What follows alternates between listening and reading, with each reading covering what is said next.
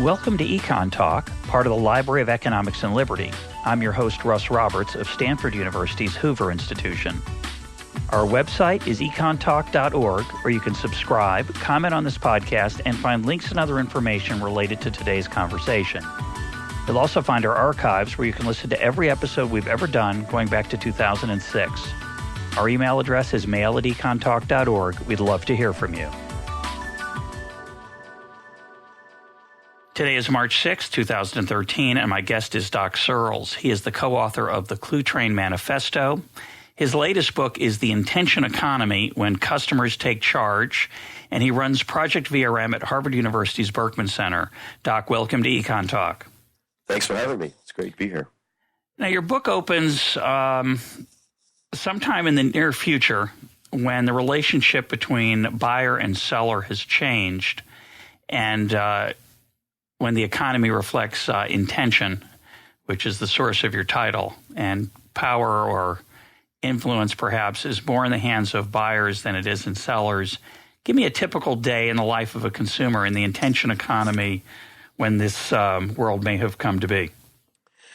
Well, firstly, I want to make clear that the idea with this is to basically extrapolate out into the future what's likely to happen as more tools to express intention fall into the hands of customers, and that businesses build around equipping demand to seek supply, and not just for supply to capture and lead demand, which is where most of the marketing efforts have gone for the last 50, 100 years. And it's based on actual developments going on now, and that I've helped encourage for the last 6 years through Project VRM at Harvard's Berkman Center, where VRM stands for Vendor Relationship Management, which is the customer side counterpart of customer relationship management, which is something most of us know through call centers and junk mail and things like that. And I see this as not something that's contentious or something where customers are opposed to marketers, but rather where a new symbiosis begins to develop as more business orients around what customers actually want rather than around what we can guess that customers want. So looking 5 or 10 years out, what we see happening, for example, is that individuals will have instruments for expressing their intention that probably are going to appear in the form of apps that they have, and a way to knit together apps mostly on their phones and pads and things like that. And I give the example of a woman a middle class woman in the U.S. Who's traveling with her family, and it begins with her getting a sleep monitor, which already exists. It's called Zeo, and it's one of many tools that one can use to do what's called quantified self, for monitoring one's own diet and exercise and health data and stuff like that. And in the course of this, she experiences the ability to set her own terms. This is something that we're working on now, which is how we have these really onerous terms that we always just click through and never read because I agree. Yeah, exactly. I agree exactly. That's that's the part I read where it says I agree. Yeah, that in the little box, I read the part that says I agree. And it says actually it says I agree, and I've read all this garbage, and I do sometimes check the box without reading the garbage. I have to confess. Actually, I don't think I've ever read the garbage. That's the thing. And there's somebody, I'm trying to remember her name, that I spoke to yesterday at Stanford. And she did a study which found that we would spend half the time that we spend on the web today would be taken up by actually reading these things if we actually bothered to read them, because the volume of prose in them is so high. Well, this is friction in the marketplace. This is very inefficient, and it's also it's a convenience that we came up with on the sell side because we could not engage in ceremonies that would be involved if freedom of contract were a practice and not just an ideal. and that's and this is not a hard thing to do. We should be able to assert our own terms. Most of the terms that we would have, would we be able to assert them, would not necessarily be onerous to sellers. It would be like what we have when we're in a public marketplace. I'm not going to steal your stuff. I'm not going to act badly in your store. I'm going to whatever it might be. And in today's world, and we can take these piece by piece, because in that chapter I unpacked pretty much the whole book in a scenario. But this particular one is I think the biggest problem that we have, which is that we have these one-sided non-agreements that we make that might make for a much more efficient marketplace if they really were two-sided. And it's not hard to do. All we have to do is have machine-readable code on both sides that express goodwill and some simple intentions, one of which is likely to cause some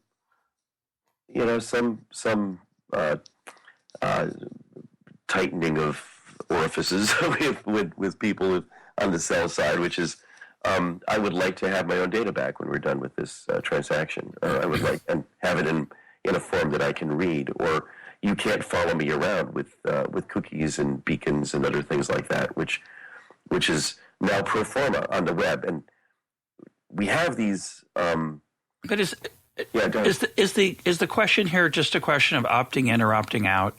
So right now, generally, I have to opt out if I don't want to be followed around. I have to say stop. You can't use cookies. You can't follow me. The default is you can. So in the current world, I have to be active to get them to stop. Are you just suggesting that it should be active on their part, that they get my permission to follow me around and to do stuff with my data? Yes, but not active in a way that's more complicated automatically than what we get with a web page right now. There is, in fact, a dialogue that happens between your browser and a website. Your browser says, give me a web page. And the website says, here, have a web page. And what's going on also is the website says, we're going to give you a whole bunch of cookies along with this, but we're not going to tell you about it. And that is done routinely anyway. And cookies, explain for non-tech people, Sure. Cookies are just markers that say I've been there? They're actually little files. They are text files generally, and the text file was originally intended by the guy who designed them, named Lou Montulli at Netscape back in the middle '90s, as a way for a site to keep track of what's called state, which is this is where we were the last time you visited. This is how, of course, when you go to Amazon, it remembers what you have in your My cart. In your cart and what you looked at last time. And they are a perfectly fine convenience. And most of the time we like them because I don't have to start from scratch. Well, we like what they do. But they're, we're really stuck in 1995 in this sense. There's one of the VRM developers, Phil Windley, who's doing really great pioneering work we might talk about later, has a really great slide presentation in which he gives the history of e-commerce. He says 1995, invention of the cookie, the end. We sort of stopped there. And the thing is that, right now, as you said, our only choice is to opt out. Which is to say not use the site at all or not use the service at all.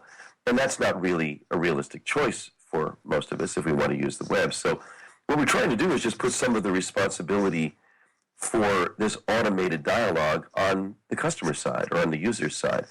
And it's not a hard thing to do. The ritual that we might have, or the ceremony or protocols, these terms are actually used in computing, is one where the user's browser says, here are my terms.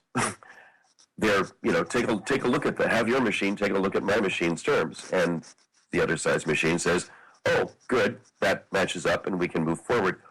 or it doesn't, and if it doesn't, then it'll flag those things that don't agree, and we can either opt in or opt out or whatever. But the development that's going on so far is toward the creation of those terms and toward symbols, for example, that show you whether the terms match up or not. And one of the things they talk about in that chapter is what we call the R button, and the R button is simply two symbols. They're actually logical symbols that look like sideways U's, the letter U, that look like magnets facing each other, which we think represents the way a marketplace works. We have a buyer and a seller who are naturally attracted to each other, and if they hook up and transact business or develop a relationship, it'd be nice to have a symbolic representation of that. And these are very simple and straightforward and can be represented by either being, a color or a solid or gray, but could just simply fall into the portfolio of other familiar symbols that, tell you things like there's Wi-Fi here, or refresh this page is a little mark. Exactly. But these inverted magnets, these magnets that are facing each other, this little symbolic idea that you have, what would be the significance of, say, different colors or being gray versus black? What would they connote or denote? What would they denote that would be useful to this relationship? Well, the first is, and I think this might be the most important, would be if it's, and again, this is something we're developing. It's not something that's done. There are developers working on this. But if it's a solid color, and we've called it red, or R button, and red only because that was the color of the marker that I used on the whiteboard when we first were talking about this. But let's say it turns green, or it just turns a solid color for the colorblind among us, which are significant. But it turns solid. It means when you go to a site and you see that little sideways U, the site's R button, and it's solid, it means they are open to your terms. Doesn't mean they accept your terms, but they're open to them. If it's solid on both sides, it means, our terms match up. And if the two sides are joined, it means, we already have a relationship. So let's say if we go to Amazon and we have a relationship with Amazon and our terms have proven agreeable in the first place, then we see the two matched up and joined together, so they form like two links in a chain or something like that, or two magnets like actually joined to each other. It's open yet at this point whether or not the two sides will actually join simply for development reasons. But would it be better to have them always separate and just light up or not lit up? These are all considerations that are on the table right now, and we'll keep talking about. But here's the question, Doc. Isn't this something right now that only people at the Harvard University Berkman Center care a lot about? And there are a few others. I don't mean to suggest it's a Cambridge, Massachusetts phenomenon, but most of us, perhaps foolishly, just go about our business. We let Amazon take our information. We let Google take our information.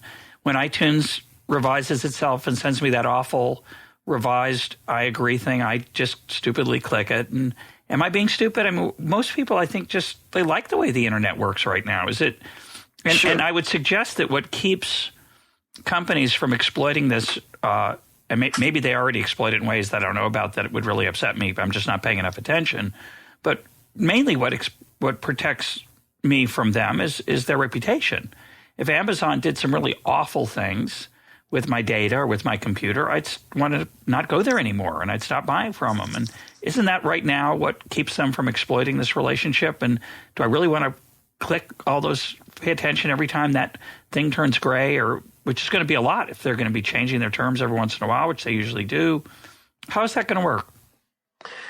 Well, first, we've all acquiesced to the norms in the marketplace now, and I'm not saying they're bad necessarily as norms go. They're just early. We found something in 1995 that worked pretty well, but are actually stuck. I think that a lot more opportunity will start to open up when, for example, we start coming with our own data. There's a lot of talk right now about big data, and I deal with it in the book to some degree, which, as always with almost every new computing movement, is something that's discussed and imagined out as something only big companies do. But let's say once we're in charge of our own healthcare data, we're in charge of our own financial data in ways that are coherent, and we can manage them very easily, and we bring those to the marketplace, and we can establish relationships based on what we're bringing to the table, and not just what the other side allows us to bring to the table. Well, let's go back to your traveling woman, which I think will help us put this in context, and because there's a nice example at the beginning. So she wakes up, she's got this sleep monitor on her, and so she's monitoring her own sleep, and she wakes up refreshed because she's gotten up at a good time with respect to her sleep patterns, and she's going to take a trip that day, right? Yeah. So tell us what happens to her. I see. I'm actually looking at the book as we're talking. So, and I want to go back and say, by the way, that there are very few people in Cambridge at Harvard that actually care about the work that I've been doing here. It is not because they don't care. They certainly care that the work is going on, but mostly what we've done is encourage this development out all over the world. And I understand. Most of it's actually happening in Europe or on the West Coast or in Salt Lake City and places like that. I hear you. And this legal thing is just basically a small hurdle, and I like to treat it with the lack of full respect it deserves, because it's a bug right now. There are bugs in that system, and we need to debug the system, and so we're working on debugging the system.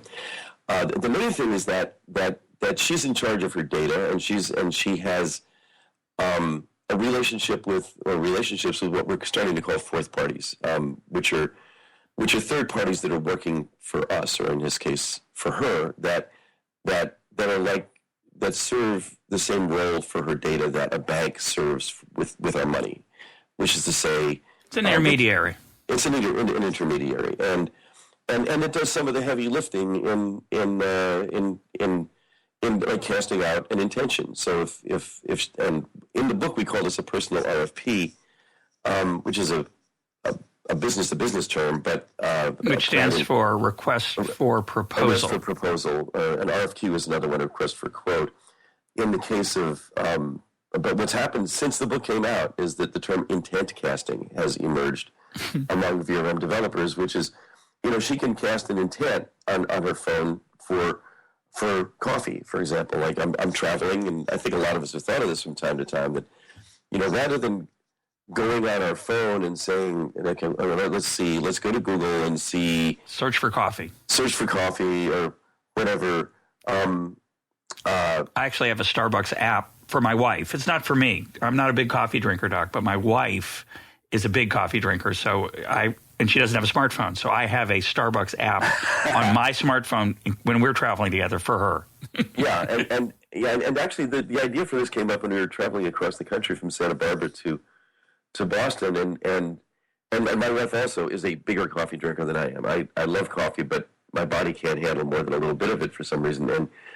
So we were thinking about, well, what would work here? And it would be, I want a short double cappuccino, a short dry double cappuccino, 2 exits up.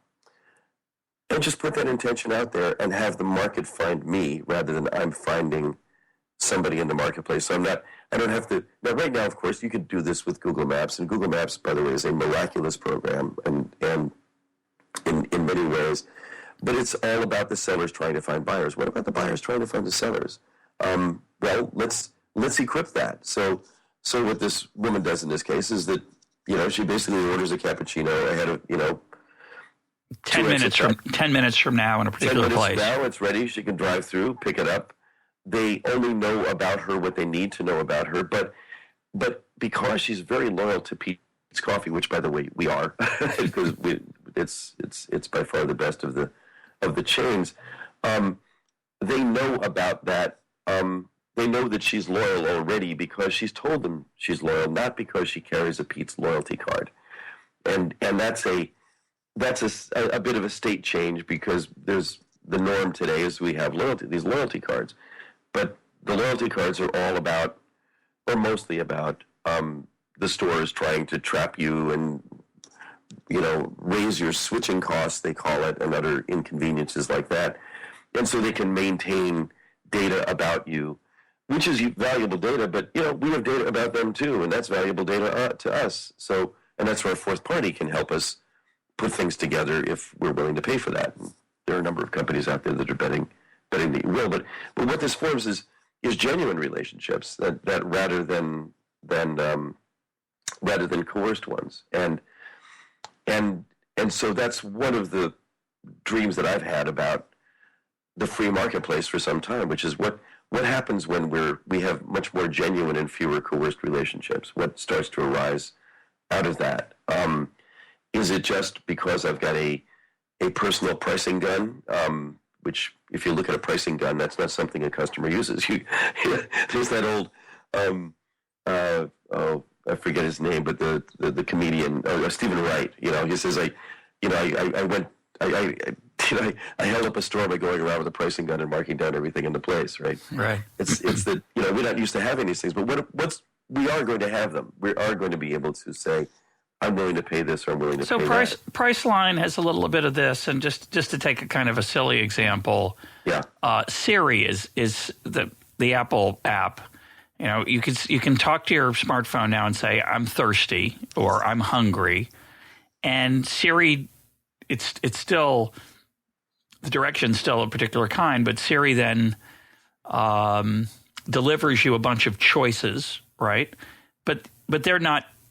The choices aren't known to the choosers. I mean, to the recipients. The restaurants that it tells me about, they don't know they're being chosen by Siri. And you're suggesting a world where I would say into my phone, I would intent cast, I'm hungry, and a bunch of restaurants would start waving opportunities at me, knowing and having a relationship with me from the past that we had agreed on. That's the idea of it, right? Yeah, that's part of it, sure. I mean, I think it's, the main idea is what happens when we can advertise our interests and intentions, whether it's very specific, such as, I want the double cappuccino, or whether it's very vague, such as I'm hungry.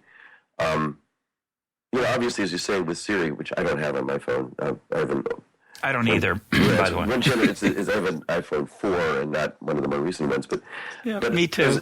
As I understand it, it's still the portfolio of knowledge that it has is, except for I'm hungry on the customer side, all these things that it either guesses at or may know because Apple or somebody has a relationship with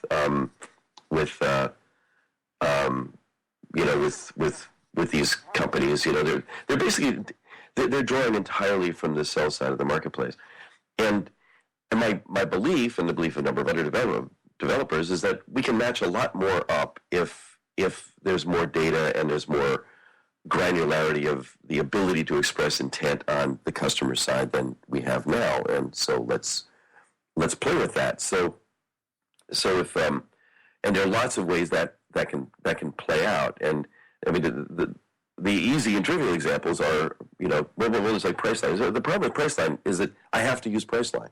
What if I didn't have to use Priceline? What if I could use anybody? That's the main thing. I mean, right now we're sort of stuck in the world that Jay Walker built when he designed Priceline in the first place.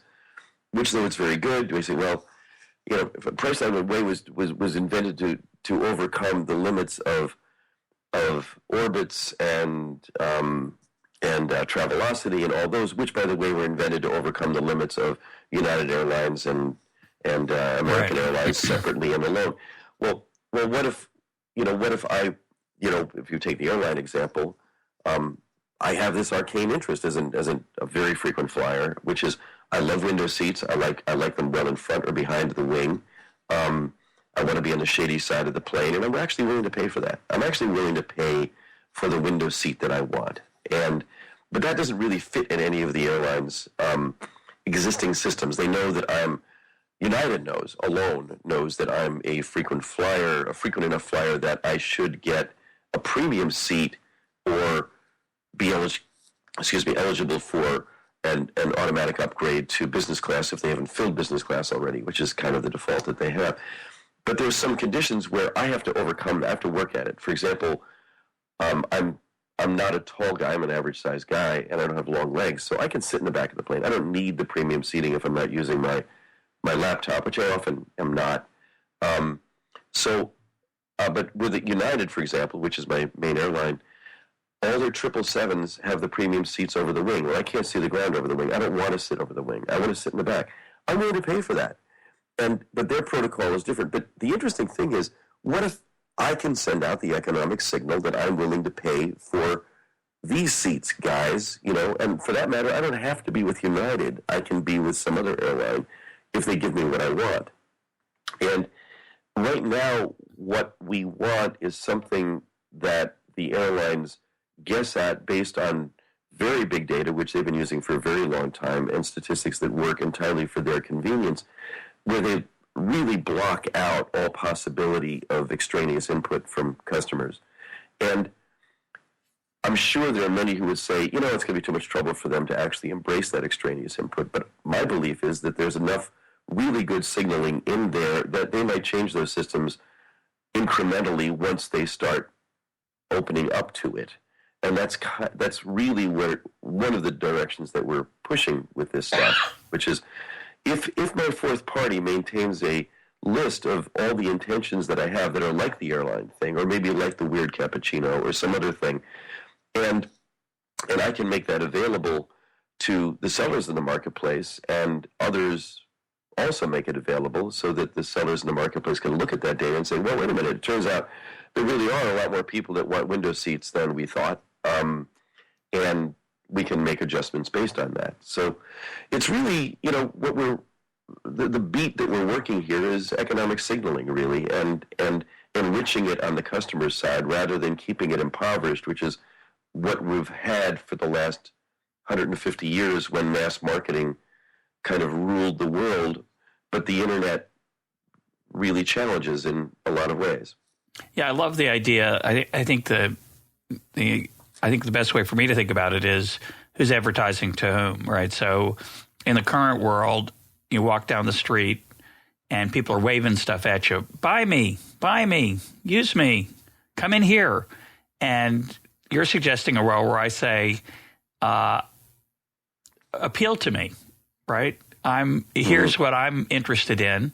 Make me an offer. And I think that, the Priceline example is a good example because Priceline, which I don't use, by the way, but for a bunch of reasons, but they created a playground for buyers and sellers to interact in a different way than they did in other playgrounds. And as you said, it's because it's a playground, it's got a gate around it, and you have to play in their playground. And people who play in the playground play under their rules, and there's pluses and minuses of that.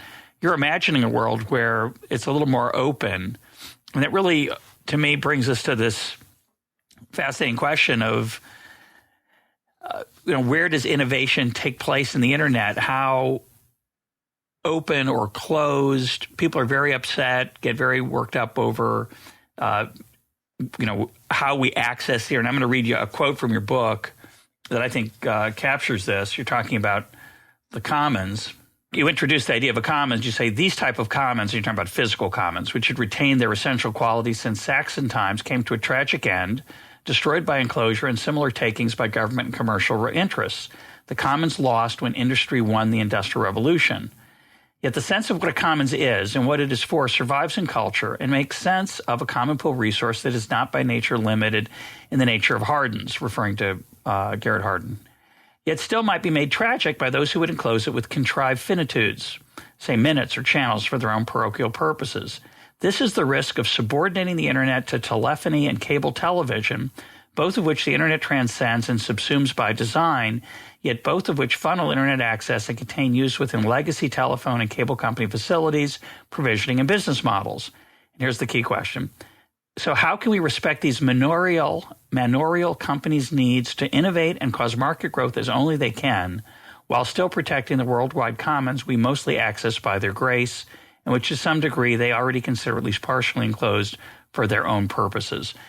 So the question there is, we get on the internet using Comcast or Verizon or whatever place we go through. When we're on the internet, we're inside these little places, Amazon or Priceline, and it seems to me that those restrictions are necessary to allow people to make the investments to make things better. how are we going to balance that problem, as you said? How do we? They have a natural desire to make money, and that's what they do, and they make investments expecting to make money. So they're going to expect things to be kind of closed. How do we make them more open along the lines that you're imagining? Well, in the book, I give the examples of Apple and Google with smartphones, and how there really is an amazing symbiosis between two approaches that are orthogonal in the sense that Apple with its iOS operating system and with its very closed, tightly controlled vertical environment, highly verticalized vector. They moved vertically with that, and Google's horizontal one with Android. Google said, well, we're going to invent Android, and Android can be used by any manufacturer. So there are many Android phones where there's only one Apple phone, and we're going to open the marketplace horizontally. And I actually see these as kind of like two Etch-a-Sketch styles. One is very proprietary and very vertical and does what you can only do in the vertical dimension, and which is you are controlling things. You do have your patents, and you do exercise your intellectual property claims, and you do try to enclose some things, while at the same time others, or even yourself in some ways, are going to open it up horizontally. And there are many ways that Apple works the horizontal thing as well. They actually do contribute to open source code bases. They actually do use open standards and things like that. There's always, I don't see it so much as a tug of war, though often there is a war of words and there's a war of lawsuits and things like that. But as really two complementary urgings and strategies or strategic choices that individual companies can make, and that the market makes together somehow, that work out better for everybody, because both those impulses are respected and exploited. So I think that, again, I think, as I said earlier, we're very early in the development of the internet. I mean, the internet that we know today showed up really in 1995 with the graphical browser and the first commercial websites and commercial ISPs. The first of which, by the way, were very horizontal. Anybody can be our customer. You can come and go as you please. There are no contracts or minimal contracts, and now an ISP means a phone company or a cable company, and the old ISPs are mostly gone, and those new ISPs that are very controlling and really very much want to verticalize the marketplace and control it for their own purposes are acting as monopolists, and that's. There are people who, like my good friend Susan Crawford, has a great new book out on this called Captive Audience. Wants government relief for thinks that there is excessive market power here. It's straddling innovation. It needs there is no competition for it right now in most places. I can only choose Time Warner if I'm here where I am in New York, and most people can only choose from one cable company. So why is that, though? Well, whether it's, I don't know, which that are we talking about? Because the fact that there's only one, and you said all the other ISPs disappeared. Why? What? I mean, the part I'm not an expert on this, and I find it a bit bewildering. And I read, I read a little bit about Susan Crawford's argument where she says things like, Comcast makes investments and expects to make profit, as if that's somehow outrageous. But that's what they do. That's what we want them to do. We want them to have a profit incentive. So I don't understand what's sinister. Help me understand what's sinister about the fact that there are companies trying to make, say, the internet faster so that I can get more broadband. Where's the lack? And what's the barrier to competition that allows them to exploit me as they move forward in that way? Well, as it developed, if you wanted high-speed internet at any point in time on a landline, you had to get it from the cable company. The only phone company you could get it from was Verizon, and in places where there really is competition, that is a wonderful grace. I mean, in the apartment that we have in Massachusetts, I chose because I saw 3 different kinds of fiber on the poles outside the house, and we have Verizon Fios there. It has 25 megabits in both directions, and including upstream, and I upload a lot of photos, and so I wanted, and there's competition there, that we chose Verizon over RCN because Verizon had much higher speed upstream than RCN had. And Comcast was not a player at that time because Comcast couldn't offer the upstream speed that we wanted, and we didn't care about TV. So there was, a bit more of a complete marketplace in the sense that there were several competitors.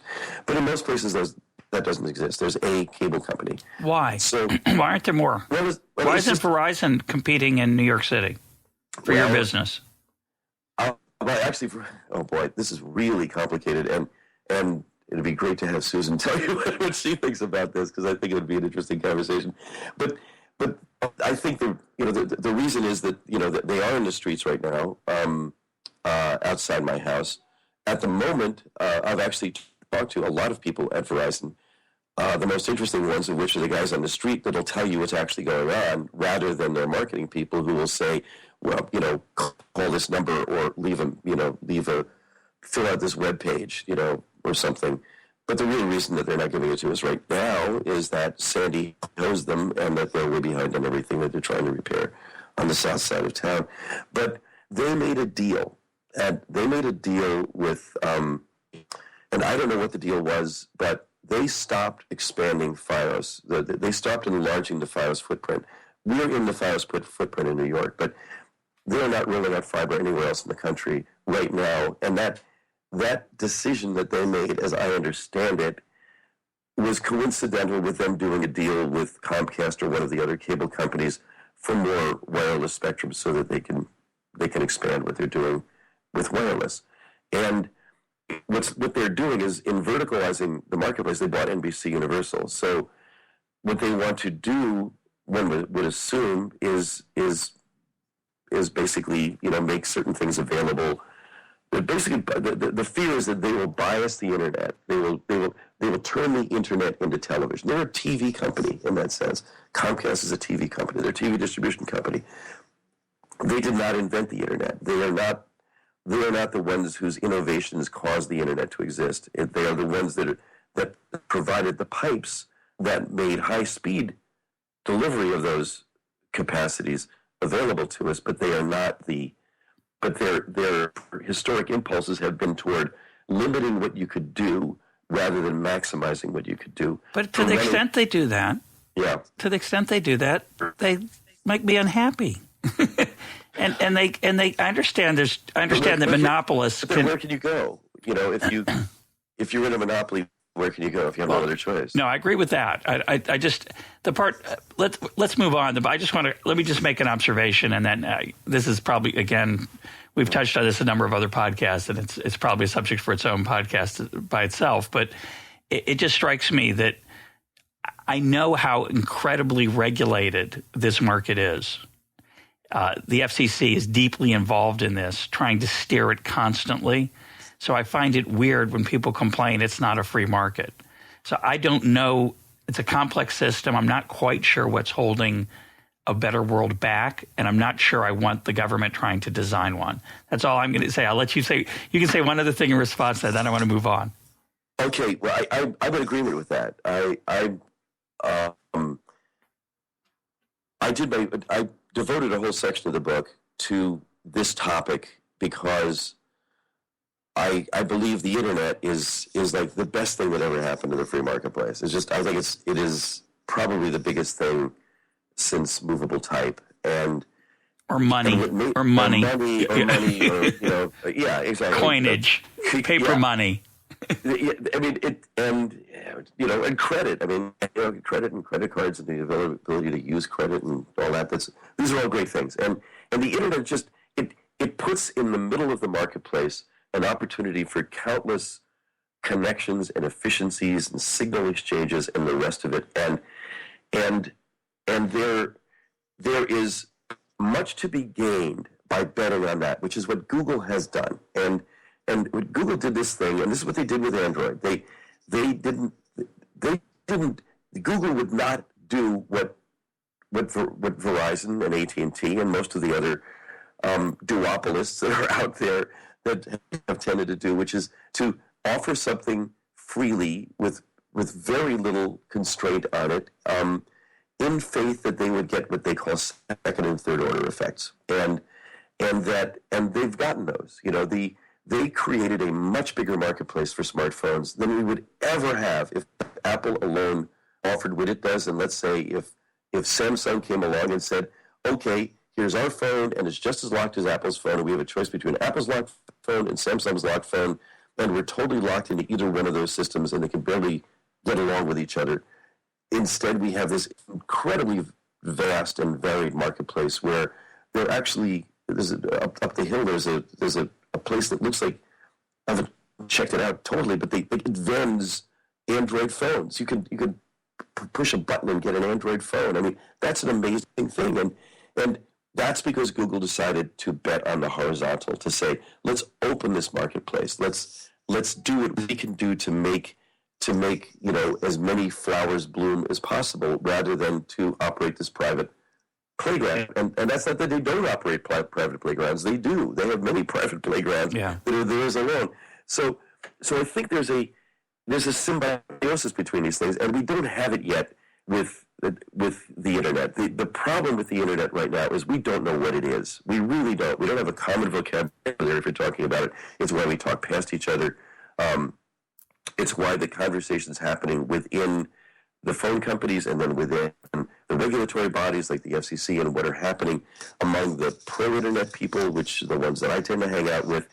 They're very, very different. I just came from the Freedom to Connect conference in Washington, and the crowd that was there has very little in common with the in common, I'm talking about in frames of reference, in assumptions, in vocabulary, in the rest of it, with those that are operating the phone and cable companies. It's just not there. And I call them netheads and bellheads, but and that's to some degree what they also call themselves. But they're totally different mentalities and coming from very different places. And the interesting thing is that the ones playing the free market card, as it were, and know how to talk that jive, are the phone and the cable companies, and they're saying we're the free marketplace, but they're busy trying to close as much of that marketplace as they can. And my case to them is, wait a minute, guys, do the Google thing. Look at how much more can be gained in the marketplace if you are part of the rising tide that lifts all economic boats, rather than trying to run canals across the ocean that this internet was designed to be in the first place. Yeah. So this comes back to my last comment, which was going to be my last comment. Now, obviously, it's not. But so and I've talked about this before on the program. It fascinates me that people have emotional, ideological feelings about Google and Apple, and now your discussion of it really helps me understand it better. So, for example, I like Apple a lot, but a lot of people think they're evil because they're closed. And my answer has always been, well, don't buy their products. And as you point out, there's lots of choices. I think the problem with this issue of nethead versus bellhead, which is this issue of telephone cable versus some other model, is that if you don't think you have a choice, then it is really a bad problem. So again, I think it comes back to this issue. There's nothing that stops another Apple-like firm from creating a closed system, and it would have to compete with Apple and Android and everybody else. And Google is free to offer its product, which some people prefer, a lot of people do. And my view is, in a marketplace, that's great. You can choose the more open experience or the more closed experience because you trust the person who's closed it for you. You like Steve Jobs' aesthetic. You like his vision. You understand there's cost to it, but they're worth it. So which, to me, this view that says, oh, please, cable company, phone company, be more like Google, my first answer is, well, that's kind of up to them. And if you disagree, start your own. But if there are regulatory barriers to starting your own, or other barriers that we could imagine, we could talk about how important they are, fixed costs, et cetera. But if those are the problems, there's a big difference between those two stories. That's all I'm saying. And that really helps. Your examples really help me understand that. There are, in fact, regulatory barriers, and there is a very high degree of regulatory capture in telecommunications.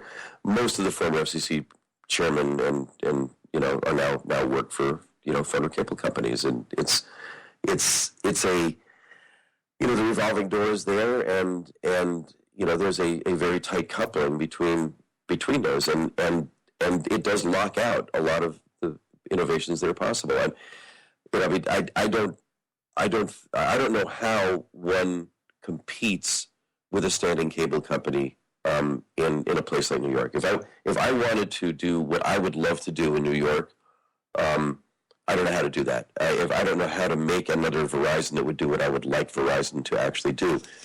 But rather than demonize Verizon or demonize any of those, I want to talk to them and say, look at what you're not doing.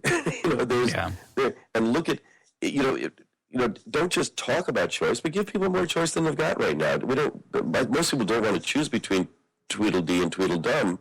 They want to choose between Apple and Android, or they want to choose between Android 1 and Android 2. I mean, that was the amazing thing about the Androids, is that you can have lots of different Androids, and I saw that with Linux as well. The irony about Linux is that it was seen as this sort of with back to nature, lefty kind of thing, when in fact it was about as brutal a meritocracy as you could possibly imagine. That if you're not getting any code, it doesn't matter how well you know somebody, if your code's not getting into that code base unless it makes the code base better. But Linux is designed to work for everything, and it's designed. And there are lots of, Eric Raymond, who's been on your show and is a good friend of mine, makes a really good case for this. He's a hardcore free market libertarian who sees in Linux something that makes the market bigger and makes it work better. And that's basically what I'm trying to do with VRM as well. I mean, it's just to open things up. But as for the regulatory side, boy, it's a morass. But I'm an optimist. I see the almost empty glass as 1/100th full. So that's kind of what my attitude is toward what can happen here. But there are there are bad actors and there are bad impulses, and that we confront everywhere. And as long as choice could be presented, that's just an awesome thing. Yeah, I agree. Well, let's shift gears a little bit. Sure. You've got I like a description you have called NEA. The initials NEA. Mm-hmm. Nobody owns it. That's the N. E is everybody can use it, and the A is anyone can improve it. So that would be language, which is a wonderful emergent phenomenon we've talked about before on the program. So language, nobody owns the English language. Anybody can use it freely, and you can improve it. If you can think of a new word, then it gets added to it, and that's the way it goes. It moves forward. It's alive. How do such things flourish on the internet? Well, the internet basically grew out of that impulse. And so did Linux and the entire open source and free software world. And actually, NEA is just my summary of it. That there is this stuff that a lot of it is owned, but it's not. It's owned like an Open Commons is owned in the sense not exclusive. It's not. It's exactly. It's not exclusive. And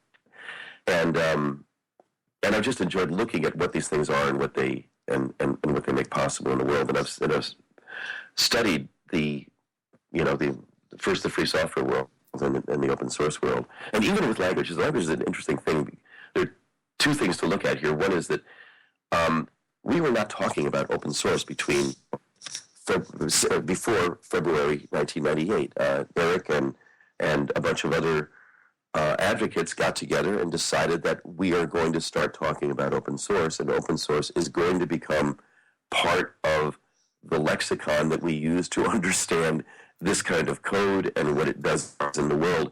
And now it's one of those things that nobody owns, everybody can use, and everybody does use, and anybody can improve. If any one of us wants to improve the way open source is understood, that that's a possibility, and that's true with words as well. Somebody told me, and I really hope maybe somebody in the audience can remark on this on the blog when we're done. But I have been told that one reason English has proliferated is that it is unusually accepting of new words and of not just neologisms, but new forms of usage and new conventions and other more formalized languages like French, for example, are, not only the culture, but the government and others are very conscious about what words are admitted into the language and which are not. I mean, it's impossible to fully control that, but they're French, you might say, is more verticalized than English is. Well, the French, I've written about this and I've talked about it on the program, but the French actually have a committee as to what is good French. And it's the Academy, I think it's the Académie Française, and the people who are members of that committee, this is my favorite thing about this. I have a few favorite things, but this is one of them, which is they're called Les Immortals, the Immortals. A modest name. It really takes academic credentialism to a new height. And so these are the Immortals. And they decree that Friday and Saturday are called fin de semaine, which means end of the week. But the people in France call it le weekend, despite that committee's insistence. And so, but I take your point, and I think it's a cultural point. I don't think it's literally a control point by the Academy. I think it's French culture is different than American culture or British culture, but it's clear that the English language, all languages are alive is my point, but the English language is particularly alive. It is, and I think as more other cultures fall into it, that it becomes more alive. I bring up briefly in the book the Jeffrey West's case about cities, and he talked. I don't know if you've ever had him on the show. I have not. He'd be worth having. He has just for this one question that he asks. It's on a TED Talk, and that's Jeffrey with a G. Jeffrey West. He's a physicist, and he asked this question: why do cities live while companies die? And his case is that, and he studied this, that companies tend to be closed systems and cities are open systems, and markets also as parts of cities and city-like things are being open are not only very admitting of new things, but you have many more connections between things and processes and cultures and the rest of it, and things move faster. I mean, one of the things he says, I believe, in another talk, is that he can tell you what city somebody is from. Or if you give him, I think the average pace at which people move, he can tell you what city they're from. It's the Henry Higgins of movement. Yeah, something like Henry that. Higgins and My Fair Lady. Say a few words, he can tell you where you grew up. Exactly. Yeah, exactly that. And that bigger cities, people move faster in. And being in New York now, it is faster than Boston and faster than San Francisco, and we're all in. It's not just that we're in more of a hurry, but there's just more energy coming into what we're doing, and coming from more places and more directions, and even when there are interesting pauses, like we always have in cities, like where are we going to eat? Well, are we doing Chinese tonight? Are we doing something else? We're going to stop and poke at our phones while we're looking at Yelp or some other thing to see what the ratings are at different restaurants. There's many more inputs and outputs in cities, and this is why open source has grown the way it has. It's why free software with it has done the same thing. And I want to see, that happen on, part of the work that I've done with VRM is, and that I've encouraged. I've not done as much as I'm basically Johnny Idea Seed here. I mean, I'm not the only code I know is Morse, and so I'm not a very good developer in that sense. But I want to encourage development of things that embrace NEA and also, bring into the market things that allow city-like things to happen. Where you get increasing returns out of energy inputs rather than decreasing ones. That's his criticism of companies as they get bigger and bigger and bigger and more hidebound. In a way that's very much a corollary to what Clayton Christensen says about the disrupted innovators that they and the dilemmas that they suffer, they literally can't take in this new input very well because they're too encumbered by their own size and corrupted by smoking their own exhaust for so long. They just because they're closed systems. Now, I would say that's interesting because that's the creative destruction that keeps the whole system alive, right? That's why exactly. The marketplace is alive, even though any company can die, and when a company dies, it's not a tragedy. Absolutely, we need the companies to die. I mean, it's living in Silicon Valley for 20 some years, I got to see this so often. Of course, I see it everywhere. Anyway, that companies die. All these people just disperse, but there is a change that the internet has brought, which is, in Craig Burton's terms, as a friend of mine, I quote a good bit in the book, that companies are turning inside out. And I think, and this is a wonderful thing with the internet. There are these things called APIs, which are application programming interfaces, and we see the evidence of these in something like using my Twitter handle to log in on another site, or a better example is a Google map shows up on a real estate site. Well, that real estate site has made an API call to Google, and Google has served up the map. But what happens is that as companies turn inside out and expose their competencies on the outside in the form of these APIs, it makes a lot more things possible that are not necessarily evident in just looking at a website, for example. And in a similar way, we can, and he sees that APIs are going to become much more abundant over time. But what happens is that companies are inevitably going to have to be less secretive and less closed, simply because making their competencies available for interaction, for live interaction, is going to make them possibly less subject to the failings that Clay Christensen talks about. It's possible. I mean, that's a dream. That's not necessarily reality, but it's supposition on his part. But I think it's a good one. It's an interesting one to noodle around with. Like, what happens when you have here's a good example with Verizon. I don't want to get into the tar pit that we tiptoed around earlier, but when I before a few months ago, I wanted to upgrade something with my Verizon Fios, and I asked, well, why is this only, if you're actually able to give me 50 megabits up and down, why can't I get that? And he said, listen, and this is a tech support guy. He said, listen, I'm an engineer. We can give you 100 megabits tomorrow. We can blow everybody else out of the water. But we're not doing that because marketing won't let us. And now here's an engineer talking to a customer. That's wild. And marketing won't let them. And legal won't let them. This is one of the frictions also involved in the legal thing that we were talking about earlier on, that having these one-sided terms means that we have a whole floor full of lawyers, or a building full of lawyers, which is the case in, say, in Hollywood, where they do have whole buildings full of lawyers, saying no to everything. Well, when you have the heuristics of a company built in such a way that they can actually listen to the marketplace and react to it in real time through APIs, that's interesting. That where I can give a signal to Verizon, look, I'm only going to be in this for another year because I don't want to do the 2-year contract. That's what actually was the problem. I want to do the 1-year contract. So why don't you just take my money? I'll pay more for another year, and it's not a hard thing for you to do. You could just throw a switch and give me the higher bandwidth. But he couldn't do it because marketing, of all things, wouldn't let him do it. Now, I think because of the way the internet is built, there's a much more rich interaction we can have here.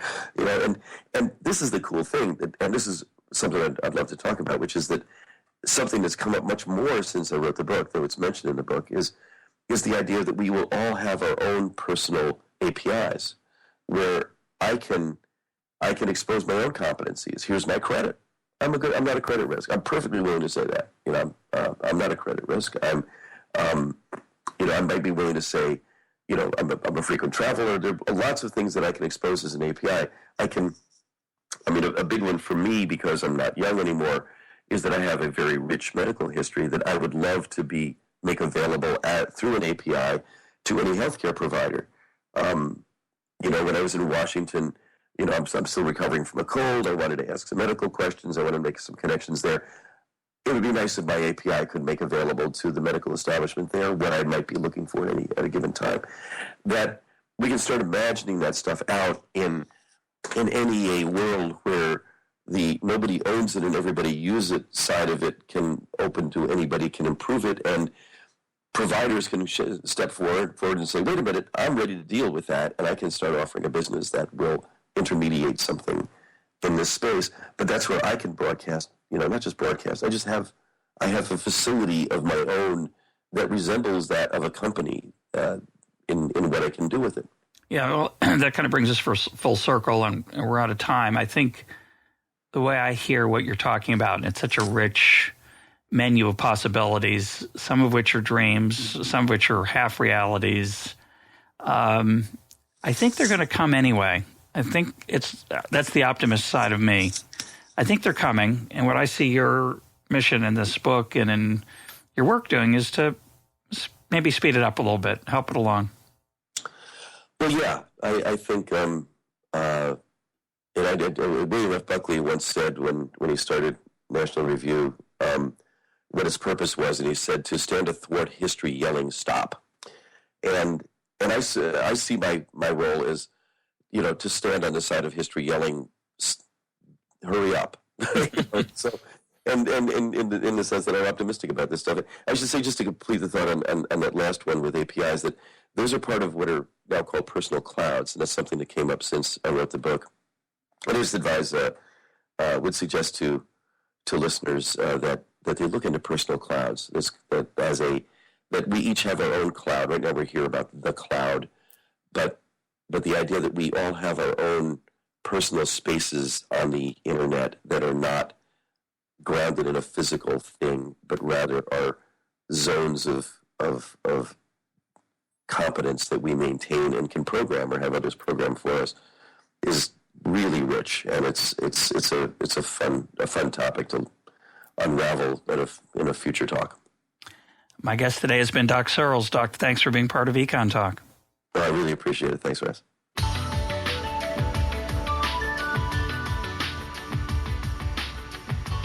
This is EconTalk, part of the Library of Economics and Liberty. For more EconTalk, go to econtalk.org, where you can also comment on today's podcast and find links and readings related to today's conversation. The sound engineer for EconTalk is Rich Goyette. I'm your host, Russ Roberts. Thanks for listening. Talk to you on Monday.